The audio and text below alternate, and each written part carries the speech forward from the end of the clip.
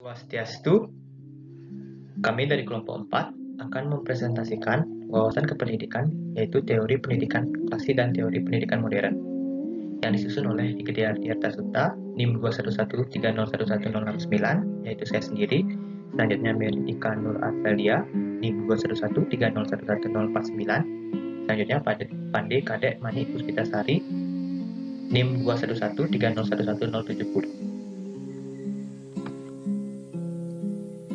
Baik, pemateri pertama yaitu saya sendiri, Igede Ardiarta Suta, akan membahas tentang teori pendidikan klasik. Teori pendidikan klasik. Teori pendidikan klasik berlandaskan pada filsafat klasik yang memandang bahwa pendidikan berfungsi sebagai upaya memelihara, mengawetkan, dan meneruskan warisan budaya. Teori pendidikan ini lebih menekankan peranan isi pendidikan daripada prosesnya.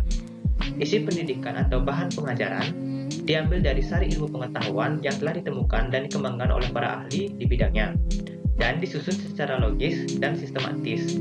Misalnya, teori fisika, biologi, matematika, bahasa, sejarah, dan sebagainya. Perbedaan pandangan tentang faktor dominan dalam perkembangan manusia tersebut menjadi dasar perbedaan pandangan tentang peran pendidikan terhadap manusia, mulai dari yang paling pesimis sampai yang paling optimis. Aliran-aliran itu pada umumnya mengemukakan satu faktor dominan tertentu saja, dan dengan demikian suatu aliran dalam pendidikan akan mengajukan gagasan untuk mengoptimalkan faktor tersebut untuk mengembangkan manusia.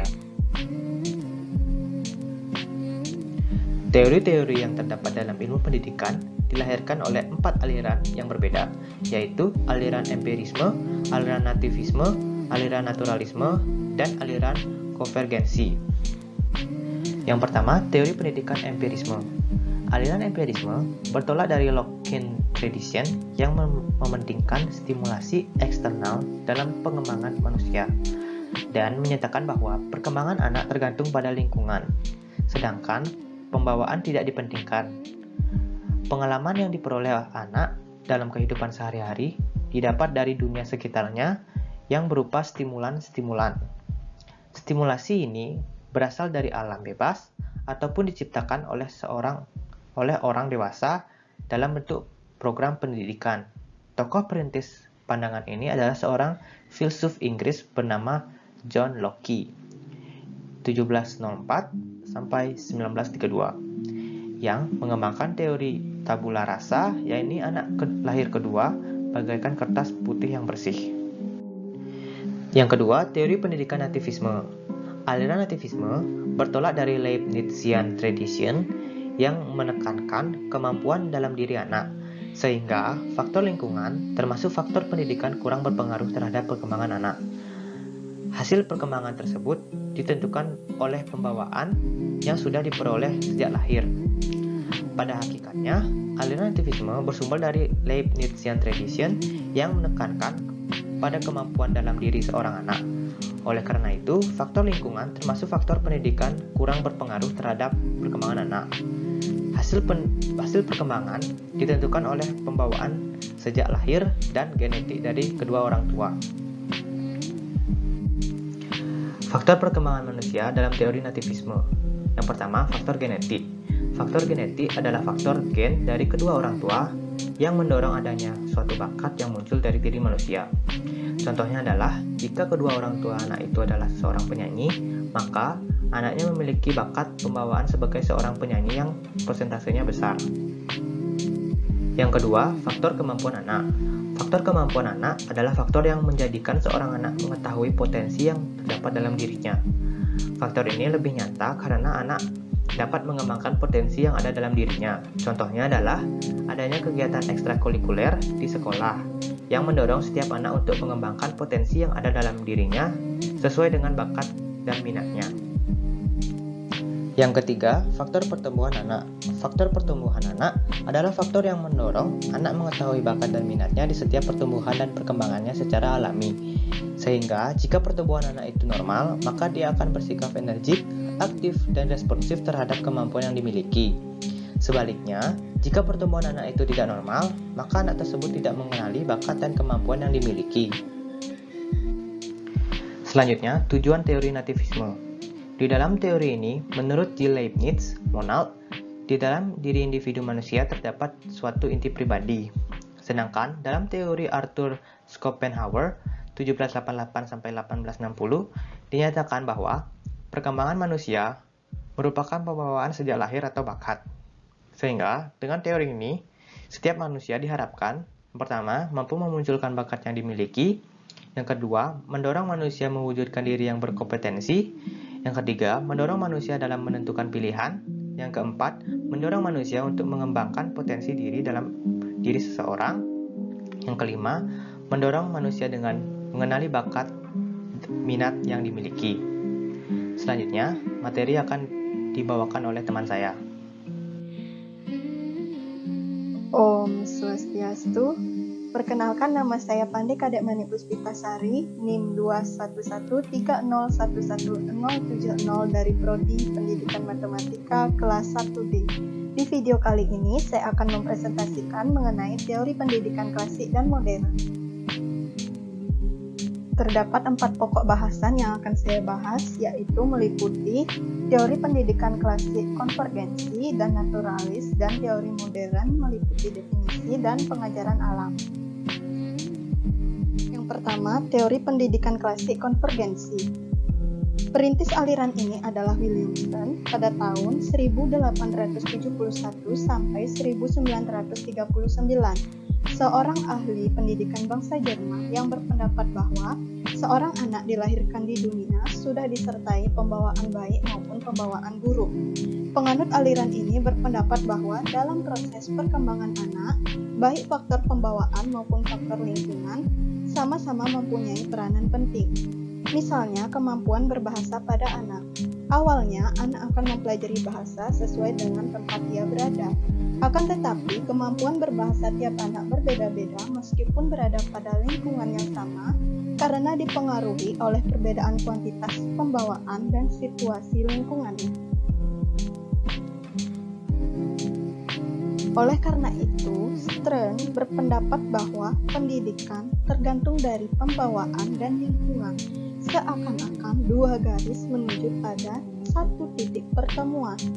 Karena itu, teori Western disebut sebagai teori konvergensi yang memuat kata konvergen yang artinya memusat ke satu titik. Jadi, menurut teori konvergensi, pendidikan mungkin untuk dilaksanakan. Pendidikan diartikan sebagai pertolongan yang diberikan lingkungan kepada anak didik untuk mengembangkan potensi yang baik dan mencegah berkembangnya potensi yang kurang baik. Yang membatasi hasil pendidikan adalah pembawaan dan lingkungan. Aliran konvergensi pada umumnya diterima secara luas sebagai pandangan yang tepat dalam memahami tumbuh kembang manusia.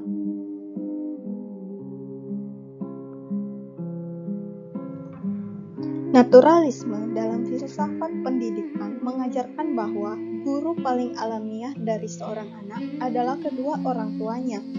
Oleh karena itu, pendidikan bagi penganut paham naturalis perlu dimulai jauh hari sebelum proses pendidikan dilaksanakan. Paham naturalisme memandang guru tidak mengajar subjek, melainkan mengajar murid. Spencer Wakfuddin dalam makalah Ahmad 2012 juga menjelaskan 7 prinsip dalam proses pendidikan beraliran naturalisme adalah: pendidikan harus menyesuaikan diri dengan alam, proses pendidikan harus menyenangkan bagi anak didik, pendidikan harus berdasarkan spontanitas dari aktivitas anak, memperbanyak ilmu pengetahuan merupakan bagian penting dalam pendidikan. Pendidikan dimaksudkan untuk membantu perkembangan fisik sekaligus otak. Praktik mengajar adalah seni menunda, dan metode instruksi dalam mendidik menggunakan cara induktif. Naturalisme memiliki 3 prinsip tentang proses pembelajaran. M. Arifin dan Aminuddin R. dalam makalah Ahmad 2012 yaitu: anak didik belajar melalui pengalamannya sendiri. Kemudian terjadi interaksi antara pengalaman dengan kemampuan pertumbuhan dan pengalaman di dalam dirinya secara alami. Yang kedua, pendidik hanya menyediakan lingkungan belajar yang menyenangkan. Pendidik berperan sebagai fasilitator, menyediakan lingkungan yang mampu mendorong keberanian anak ke arah pandangan yang positif dan tanggap terhadap kebutuhan untuk memperoleh bimbingan dan sugesti dari pendidik, serta memberikan tanggung jawab belajar pada diri anak didik sendiri. Ketiga, program pendidikan di sekolah harus disesuaikan dengan minat dan bakat dengan menyediakan lingkungan belajar yang berorientasi pada pola belajar anak didik. Anak didik diberi kesempatan menciptakan lingkungan belajarnya sendiri. Yang ketiga, teori pendidikan modern. Pendidikan modern adalah pendidikan yang sejalan dengan usaha manusia sejak dilahirkan hingga meninggal, yang secara sadar membimbing dan menuntun kondisi jiwa, khususnya agar dapat menumbuhkan akhlak dan kebiasaan yang baik sejak awal pertumbuhan dan perkembangannya hingga mencapai masa pubertas, hingga akhirnya membentuk kepribadian yang sesuai dengan tujuan pendidikan.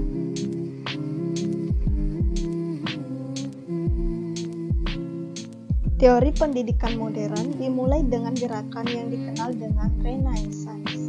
Dasar-dasar berbagai teori modern pendidikan telah diletakkan pada zaman kuno dan zaman pertengahan. Perubahan-perubahan dalam bidang sosial politik, ekonomi, dan kebudayaan di Eropa Barat telah terjadi pada abad 14 dan 15. Zaman modern ditandai dengan berbagai penemuan pengetahuan ilmiah.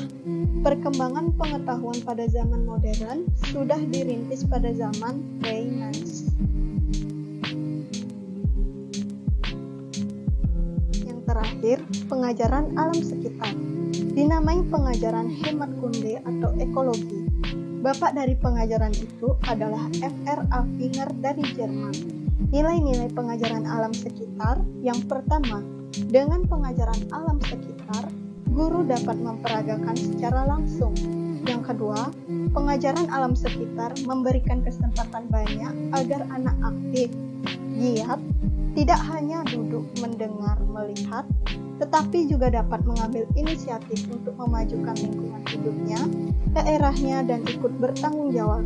Yang ketiga, pengajaran alam sekitar memungkinkan untuk memberikan pengajaran totalitas, yakni pengajaran yang dipusatkan atas suatu bahan pengajaran yang dapat menarik perhatian anak dan diambil dari lingkungan hidup anak.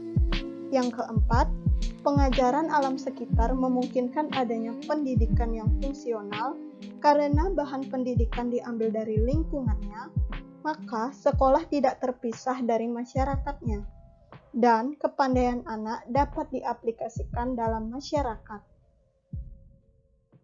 Sekian presentasi dari saya. Terima kasih. Saya akhiri dengan para mesanti. Om Santi Santi Santi Om. Untuk selanjutnya akan dilanjutkan oleh rekan saya. Yang kedua yaitu pengajaran pusat perhatian. Pengajaran pusat perhatian dirintis oleh Ovid Minat de Crowley dari Belgia dengan pengajaran melalui pusat-pusat minat. Pendidikan menurut de Crowley adalah école pour la vie par la vie, yang artinya sekolah untuk hidup dan oleh hidup. Anak harus dididik, diarahkan, dan dipersiapkan dalam bermasyarakat. Sehingga anak harus mempunyai pengetahuan terhadap diri sendiri dan pengetahuan tentang dunianya. Dunia ini terdiri dari alam dan kebudayaan. Dunia harus hidup dan pengembangan kemampuannya untuk mencapai cita-cita. Oleh karena itu, dia harus mempunyai pengetahuan yang bersifat subjektif dan objektif atas dirinya sendiri dan dunianya. Metode pengajaran pusat perhatian dibagi menjadi dua, yaitu metode global dan center di inverse. Di sini saya akan menjelaskan yang pertama, yaitu metode global atau keseluruhan. Anak-anak mengamati secara global. Hal ini berdasarkan prinsip psikologis di Gestalt, yaitu dalam pengajaran membaca dan menulis menggunakan kalimat lebih mudah daripada mengajarkan kata-kata lepas, sedangkan kata lebih mudah diajarkan daripada huruf itu secara tersendiri. Yang kedua yaitu center the interest atau pusat minat. Anak-anak mempunyai minat yang spontan dan sewajarnya. Pengajaran harus disesuaikan dengan minat-minat spontan tersebut, sebab apabila tidak, maka pengajaran tidak akan berjalan secara baik dan tidak akan mendapatkan hasil yang sempurna. Yang ketiga yaitu sekolah kerja. Sekolah kerja merupakan konsep pendidikan yang menjadi titik kulminasi dan pandangan yang mementingkan keterampilan dalam pendidikan. Sekolah kerja menekankan agar pendidikan mengembangkan pikiran, ingatan, bahasa, dan tangan. Bapak dari sekolah kerja adalah Karen Stelsteiner dari Jerman. Dan tujuan dari sekolah kerja ini adalah menambah pengetahuan anak, yaitu pengetahuan yang didapat dari buku-buku, orang lain, ataupun dari pengalaman sendiri. Selain itu, agar anak memiliki kemampuan dan kemahiran tertentu. Dan Karen Steiner berpendapat bahwa kewajiban utama sekolah adalah mempersiapkan anak-anak untuk dapat bekerja, karena banyak macam pekerjaan yang menjadi pusat pembelajaran. Maka sekolah kerja dibagi menjadi 3 golongan besar, yaitu sekolah perindustrian, sekolah perdagangan, dan sekolah rumah tangga. Dan itu semua bertujuan untuk mendidik para calon ibu yang diharapkan menghasilkan warga negara yang baik. Sekolah kerja memiliki 7 dasar-dasar. Yang pertama, dalam sekolah kerja anak aktif berbuat. Yang kedua, pusat kegiatan pendidikan dan pengajaran ialah anak. Yang ketiga, sekolah kerja mendidik anak menjadi pribadi yang berani berdiri sendiri dan bertanggung jawab sebagai anggota masyarakat yang baik. Yang keempat, bahan pelajaran disusun dalam suatu keseluruhan yang berpusat pada masalah kehidupan.